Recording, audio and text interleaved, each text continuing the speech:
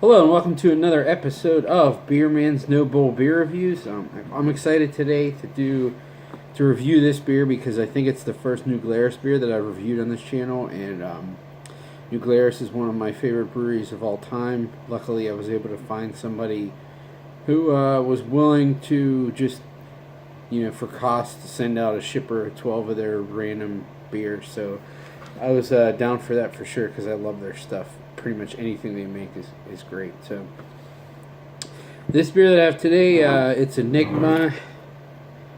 It's part of the Thumbprint series. I don't remember which year this is because he sent me a couple that were only about a year old, and then I think a couple that were a few years old, but still the same recipe. There's a big long description on the side of it. I don't want to read the whole thing, but in general, it's like a Flanders type Ode Bruin type sour. So crack it open and see what we got. I think it's somewhere between 5 and 6%. Not real strong. Pretty standard for their stuff in that style.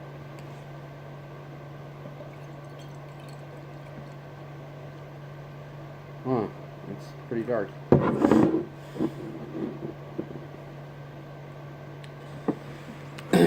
Wow, I can smell it from here.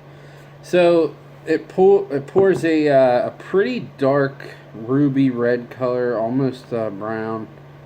It's definitely pretty hard to see through as well. I mean, you can a little bit when the light hits it, but the head is somewhat minimal, beige.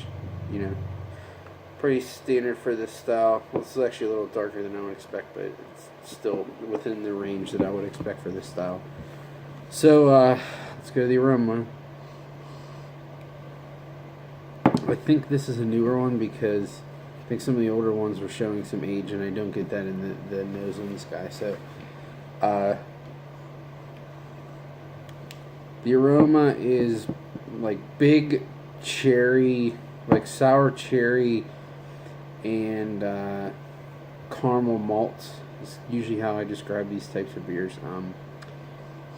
There's a little bit of that like apple vinegar character as well. Some brown sugar. And just like a little bit of that like feedy, like blueberry. You know, blueberry has that like feedy funk to it. It doesn't smell like blueberry, like fake blueberry, just that like feedy funk character that some wines have as well. That's what I get out of it in the aroma, at least. It's very smells like it's gonna be very cheesy, which for this style is spot on. So I'm excited.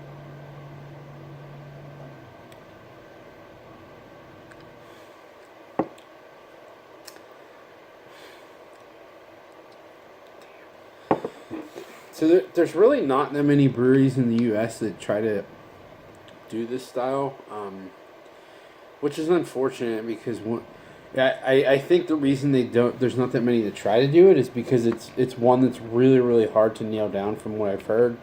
I don't have nearly the skill as a home brewer to be able to do this or try to do it myself. But from what I've heard, these can turn into like a nail polish acetic mess very very easily, even more so than your standard like sour blonde beers. So I guess that makes sense why not a lot of brewers would try to do it.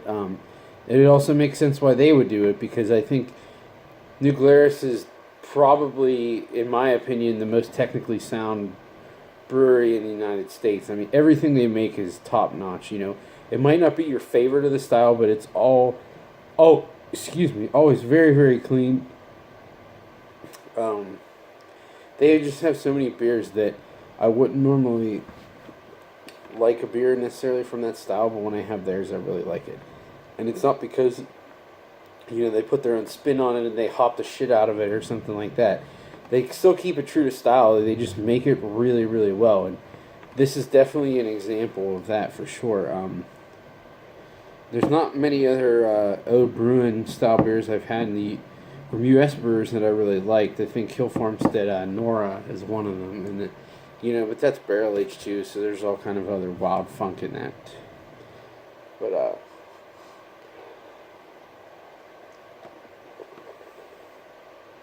I digress.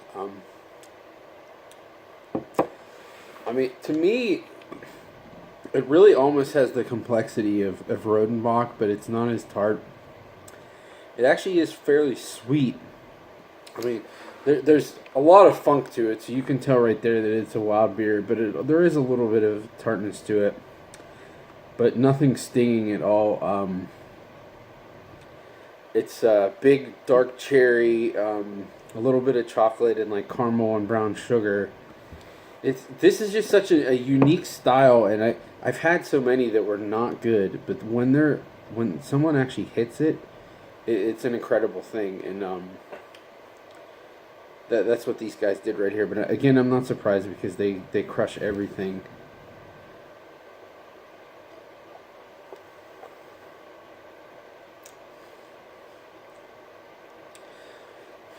There's even like I wonder if this was in barrels or something, because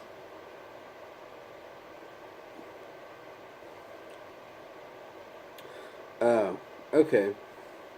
It says unlined oak casks breathe deep vanilla hues and chords of smoke into the sour brown ale. So that explains it a little bit more, because there is a little bit of that oaky vanilla character. That, I mean, most of these styles are barrel aged anyways, but I didn't think that this was, but apparently it is, and it rounds it out so nicely. I think the older bottles of this I had, it was pretty similar, probably a little bit more tart and a little bit of oxidation showing. This has no oxidation at all. There's zero cardboard, but it really shouldn't be. I think it's only a year or two old, so it's not that old at all. These beers to me are just really hard to describe, because there's certain flavors that I get, like I said, the cherry, brown sugar, chocolate, a little tiny bit of like apple cider vinegar, some oaky character, vanilla as well, but there's just other levels of complexity that I can taste, but I honestly don't even know if I can describe. I mean, there's definitely a little bit of a Brett component too as well. But it's, I don't know. I don't think the funk is from the Brett. I think it's from something else. I don't know if there's pedio. I'm assuming there's probably pedio in this as well, but there is a little bit of that,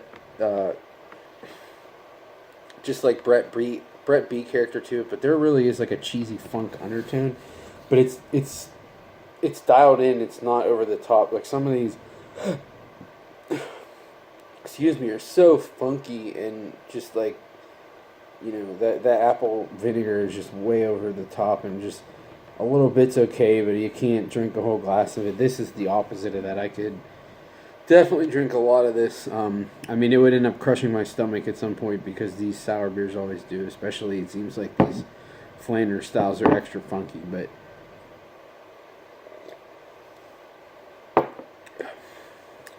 yeah, this is absolutely top notch. So, for my rating, this is definitely buy it. The reason I'm stressing that on this guy even more than other ones is because their stuff is so easy to get and so cheap. It's distributed all over. It's only in Wisconsin, but anyone can get it anywhere. I mean, they have this shit in gas stations. And I'm not just talking about Spotted Cow. Like, I'm pretty sure this stuff is in gas stations, which blows my mind. And I think at most this is $3 a bottle. Any other brewery would put this into $7.50 and charge $15 for it, and this is $2 to $3 a bottle, which is unbelievable. So I mean, I would buy it at any reasonable price, anything less than $10. But I mean, for what they charge for it, you should definitely buy a 4-pack at the very minimum if you see it. I'm a huge New Glarus fanboy. I can't lie.